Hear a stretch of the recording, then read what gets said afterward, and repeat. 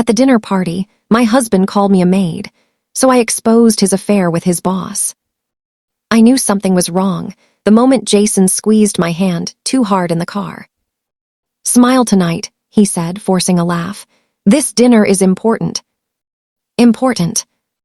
That word again. We were heading to an expensive restaurant downtown. Crystal lights, white tablecloths, the kind of place where water costs more than groceries. Jason said his boss invited us. He said it could change his career. I wore my best dress. Navy blue, simple, clean. I even practiced smiling in the mirror so I wouldn't embarrass him. I had no idea I was the one about to be embarrassed. The restaurant was already buzzing when we arrived. Laughter, glasses clinking, soft music playing like it was paid to calm rich people. Then I saw her. Amanda Reynolds. Tall, confident, perfect hair, perfect smile. She stood near the table, laughing too loudly, touching Jason's arm like it belonged to her. My stomach twisted. "This is my wife, Emily," Jason said quickly, almost cutting me off before I could speak. Amanda looked me up and down, slowly, like I was furniture. "Oh," she said, "nice to finally meet you." Finally. We sat, more people joined, executives, their spouses. Everyone looked important. Everyone looked expensive. I felt small. Jason barely spoke to me. He leaned toward Amanda, laughed at her jokes, refused to meet my eyes. I tried to tell myself I was imagining things. Then dinner started. Wine flowed, people loosened up, stories got louder. Amanda raised her glass. "Jason has been amazing at work," she said. "Dedicated, loyal, always available." Always available. Jason smiled proudly. "I do whatever it takes." Then someone asked Amanda, "Emily must be so supportive." That's when it happened. Jason laughed. "Oh, she's very helpful," he said. "She takes care of things at home, like a maid." The table went silent. My heart stopped. A maid. He said it casually, like a joke, like I wasn't even human. Some people laughed nervously. Someone coughed. Amanda smiled wide. "Well," she said, "every successful man needs someone to clean up after him." My face burned. My ears rang. I wanted to disappear. Jason didn't look at me, not once. In that moment, something broke inside me. I smiled. Not because it was funny, but because I understood everything. I remembered the late nights, the work trips, the way Jason guarded his phone, the way Amanda said finally.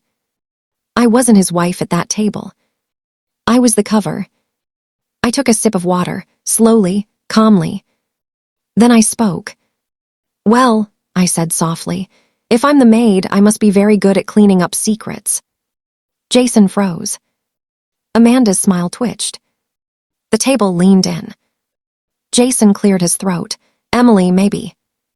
"I mean," I continued, still smiling, "it takes skill to wash lipstick off shirts, or delete messages, or explain hotel charges." Silence. Amanda's glass stopped halfway to her lips. Jason turned pale. "What are you talking about?"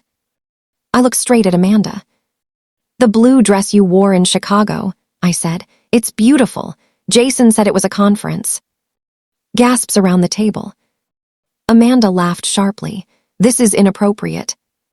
"No," I said. "Calling your wife a maid is inappropriate." Jason grabbed my arm under the table, hard. "Stop," he whispered. I leaned closer to him. "You should have stopped when you still had a chance." I stood up. "My name is Emily Carter," I said clearly. "And I am not a maid. I am the woman who supported Jason while he begged for this promotion. And I'm also the woman who found the truth." Jason stood too. "Emily, sit down, you're drunk." "I don't drink," I said. Amanda finally spoke. "Jason, handle this." Handle this. Like I was a problem. I reached into my purse. Jason's eyes widened. "Emily," he said, his voice shaking. I pulled out my phone. "I didn't plan this," I said. But since the truth is already dirty, let's clean it. I tapped the screen. Then I placed the phone on the table. Faces leaned closer. Photos, messages, dates, locations. Jason with Amanda, in hotels, in mirrors, in beds. Someone whispered, "Oh my God." Amanda stepped back. "Those are fake." I scrolled. Her voice messages played. "Meet me after the board meeting. Your wife won't know." Jason tried to grab the phone. Too late. The damage was done. I picked it up. "I'm done," I said quietly. "Enjoy your dinner." I walked out. My legs shook, my chest hurt, but I didn't cry. Not yet. Outside, the night air hit my face. Cold, real. I sat in the car alone. 5 minutes later, Jason came running. "Emily," he said, breathless, "you ruined everything." I laughed. "That's funny," I said, "because you ruined me first." He slammed the car door. "You embarrassed me in front of my boss." I looked at him, calm, empty. "You embarrassed me in front of strangers," I said, "by calling me a maid." He opened his mouth, then closed it. That silence, that was the beginning. Because I wasn't finished. Not even close. And Jason had no idea what I was about to do next. Jason didn't follow me home that night. I noticed because his side of the bed stayed cold. I lay awake staring at the ceiling, replaying every second of that dinner party. The laughter, the word "maid," the way Amanda smiled like she owned my life. Around 3 a.m., my phone buzzed. "Jason, we'll talk in the morning." I laughed softly. Morning came, but Jason didn't. Instead, Amanda called. I stared at the screen, my heart pounding. Then I answered. "Emily," she said, sounding calm like nothing had happened. "We need to clear the air." "There is no air left," I replied. "You took it all last night." She sighed. "You embarrassed powerful people." I smiled to myself. "You slept with a married man." Silence. Then she said, "Jason told me you're emotional, that you exaggerate." I walked to the closet and pulled out a shirt Jason left behind. White, clean, folded. "I exaggerate," I said. "You left lipstick on his collar, red, same shade you wore last night." She hung up. My hands shook, but I felt something else too. Control. Later that day, Jason finally came home. He didn't apologize, he didn't hug me. He paced. "You cost me my promotion," he said. I looked at him, really looked. The man I married. The man who once cried when he couldn't afford rent. The man who promised I would never feel small again. "I cost you?" I asked quietly. "Yes," he shouted. "Amanda was about to recommend me to the board." I tilted my head. So sleeping with her was part of the job. He froze. Then he snapped. "You don't understand how the world works." I nodded. "You're right. I don't understand how calling your wife a maid helps your career." He ran his hands through his hair. "If you had just stayed quiet." That sentence hurt more than the word maid. If you had just stayed quiet. That's when I knew. This marriage was already over. But my story, it was just starting. Jason slept on the couch that night. The next morning, he packed a bag. "I need space," he said. I didn't beg, I didn't cry. I said, "Take your time." As soon as he left, I sat at the kitchen table and opened my laptop. I wasn't emotional. I was prepared. You see, while Jason was busy chasing promotions, I was managing everything else. Bills, emails, accounts. Including the joint cloud storage. I logged in. There it was. A folder Jason forgot to delete. Work trips. I clicked. My breath caught. Screenshots, emails, contracts, voice notes. Not just cheating. Corporate cheating. Amanda wasn't just his mistress. She was using him. Sharing confidential files, manipulating reports, promising promotions in exchange for loyalty. And loyalty in Jason's case meant silence. I whispered, "Oh, Jason." I kept reading. One email made my blood run cold. From Amanda. "If your wife ever finds out, deny everything. I'll handle her." Handle me. I sat back, heart racing. Then another email. From Jason. "I trust you. She won't do anything." He trusted her. He underestimated me. By afternoon, my phone rang again. "Jason." "HR wants to see me," he said, his voice tight. "Did you say something?" I smiled. "No," I said, "not yet." "What does that mean?" "It means," I replied softly, "you shouldn't have called me a maid." He hung up. That evening, I went for a walk. The sun was setting. Kids laughed in the distance. Life moved on like nothing had happened. But inside me, a storm was growing. Because tomorrow, Amanda was hosting another meeting. Another dinner. Another room full of powerful people. And this time, I was invited. Not as a wife. Not as a maid.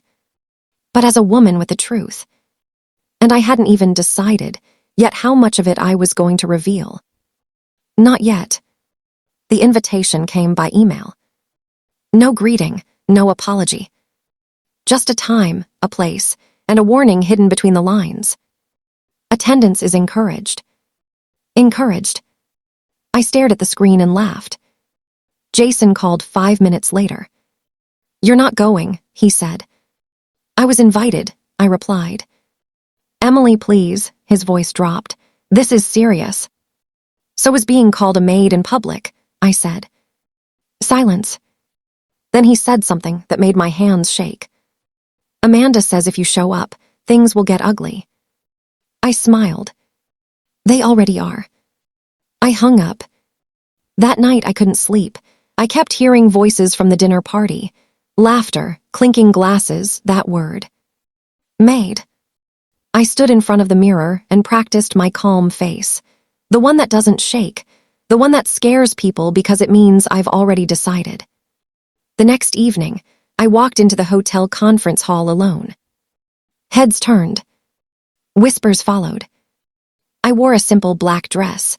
No jewelry, no smile. Amanda stood at the front, talking to a group of executives.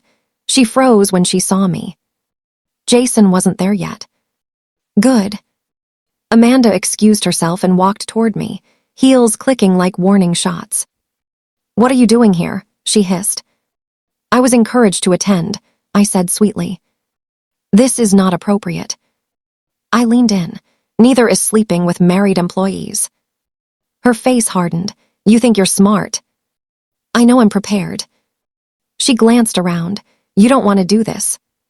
"I didn't want to be humiliated," I replied. "Yet here we are." Jason rushed in, panic written all over his face. "Emily," he said, "please, let's talk outside." I looked at him, the man who once promised to protect me. "Later," I said. The meeting began. Amanda spoke about integrity, about trust, about company values. I almost laughed out loud. Then came the open floor. Questions. Hands raised. I raised mine too. Amanda swallowed. "Yes." I stood.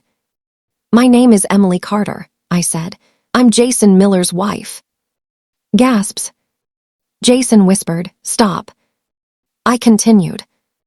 "I have a question about company ethics," I said calmly. "What is the policy on relationships between executives and employees?" The room went still. Amanda smiled tightly. "We follow strict guidelines." "Good," I said. "Then this should be easy." I pulled out my phone. Jason's breath hitched.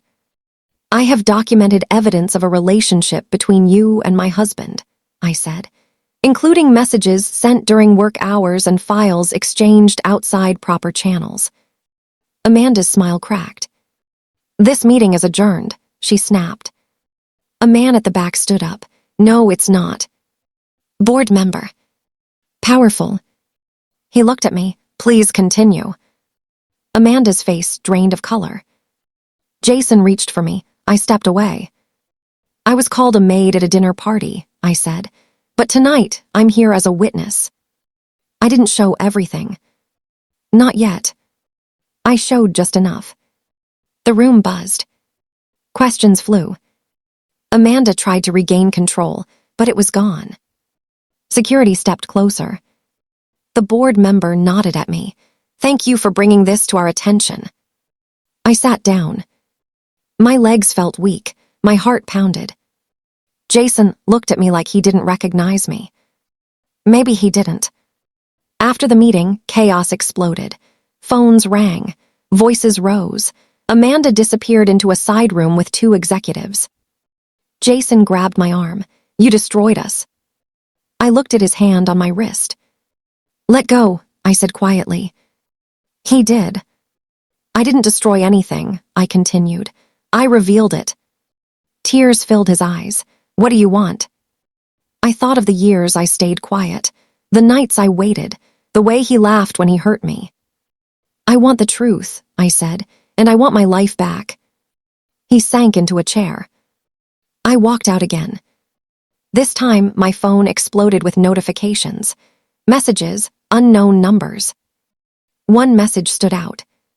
From HR. We need to speak with you privately. There is more we need to understand. More. I smiled. Because they had no idea how much more there was. And neither did Jason. The meeting with HR happened the next morning. I walked in alone. Jason wasn't invited. Amanda wasn't there either. 3 people sat across from me, calm faces, sharp eyes, a recorder on the table. They asked me one question. How long have you known? I took a deep breath. Longer than you think, I said. I told them everything, slowly, clearly. I didn't exaggerate, I didn't cry, I didn't insult anyone. I just told the truth. I showed them the files I hadn't shown at the meeting, the emails, the voice notes, the shared documents, the promises, the threats. When I finished, the room was silent. One of them finally spoke. This explains a lot. Another nodded. We've had concerns for months. They thanked me. That word felt strange. I walked out feeling lighter than I had in years. By afternoon, Jason called. His voice was broken. They suspended me, he said. Amanda too. I said nothing. They're investigating, he continued. Everything. Still nothing. Emily, he whispered, I'm sorry. That word came too late. I didn't mean what I said, he added quickly. About the maid, I was under pressure. I laughed softly. No, I said. You meant it. You just didn't expect me to hear it. There was a long pause. What happens now? He asked. I looked around the apartment, the place I cleaned, the place I supported him in, the place where I slowly disappeared. What happens now, I said, is that I choose myself. I filed for divorce a week later. Jason didn't fight it. He moved out quietly. No speeches, no promises, no drama. Amanda resigned before the investigation ended. The company sent me an official letter. They thanked me again. They also offered me something unexpected. A position. Not because of pity. Because of skill. Turns out, while I was just a maid, I had been managing budgets, schedules, communications, and problems Jason never even noticed. I accepted. On my first day, I wore the same simple black dress. Someone asked me who I was. I smiled. My name is Emily Carter, I said, and I'm not here to clean up after anyone. Sometimes, I still think about that dinner party. The laughter, the word, the moment my life cracked open. But now I understand something. That night didn't break me. It introduced me to myself. And I will never stay quiet again. Thanks for watching. Kindly drop your comment about this story. Please subscribe to this channel for more interesting stories.